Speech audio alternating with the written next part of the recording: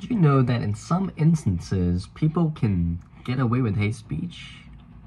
Can say hateful things and get away with it? Having studied and read in Nadine Strausson's What Everybody Needs to Know and knowing the effects of hate speech, I feel as though I can take on these topics and speak on them with some conviction. Hate speech is still very prevalent in America, unfortunately, and we need to know when to take action or when we see it occurring. We will get into that later when we get into these questions. Even with all the protections for the people in our nation, sometimes we might not be protected as much as we think. So the preview of the points we're answering today is hate speech can be punishable when it directly, imminently facilitates specific crimes against specific individuals. Main word, crime. It is a crime. And the court will only punish hate speech only when the speaker intentionally incites imminent violence or otherwise illegal conduct that is likely to occur immediately. Another key word, immediately. Hate speech is only punishable if you break the peace, or in my example, use vulgar language towards law enforcement. So the three questions we're answering today is explain how and when hate speech can be punished and when it cannot. Do this in 3 points. So my first point is hate speech can be punishable when it directly, imminently facilitates specific crimes against specific individuals or a group. An example of the government carrying this out is listed on page 159.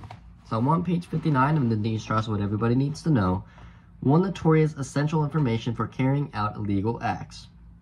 During the 1994 Rwandan genocide, in which some members of the ethnic majority Hutus slaughtered an estimated 500,000 to 800,000 members of the Tutsi ethnic minority.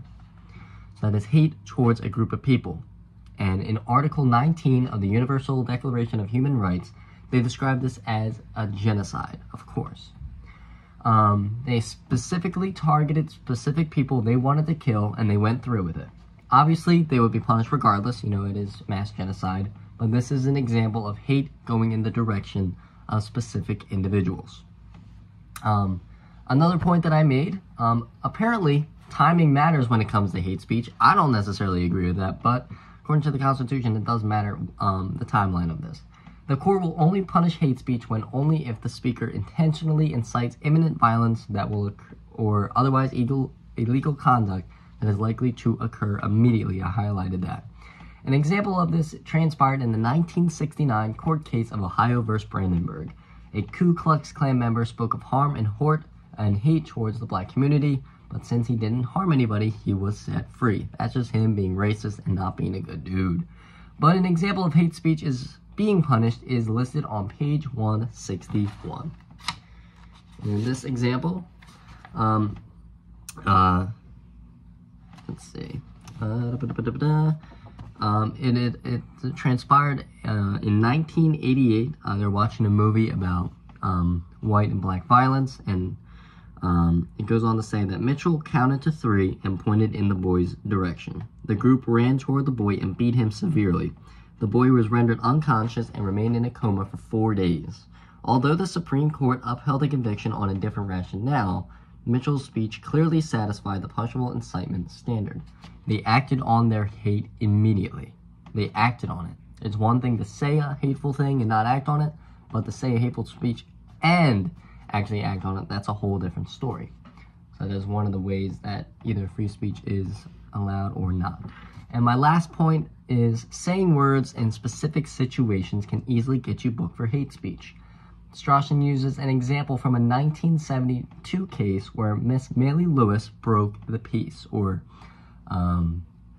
broke the barrier of what and to not say.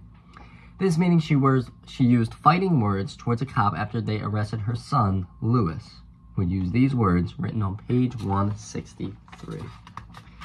She said, "You goddamn mother effing police. I'm going to the superintendent of police about this." And then later goes on to say that nonetheless, even assuming hypothetically that Miss Lewis had made statements that Officer Berner described to her, Miss Berner is the officer that pressed charges, The Supreme Court overturned her conviction because it was based on a New Orleans ordinance that outlawed speech far beyond the constitutionally unprotected fighting words, making it unlawful to curse or revile or to use obscene or opprobrious language toward or with reference to a police officer performing his or her duties. So, all in all, Miss Lewis, his son, got arrested, chased after the cops, cursing them out, and in the state of New Orleans, you can't do that.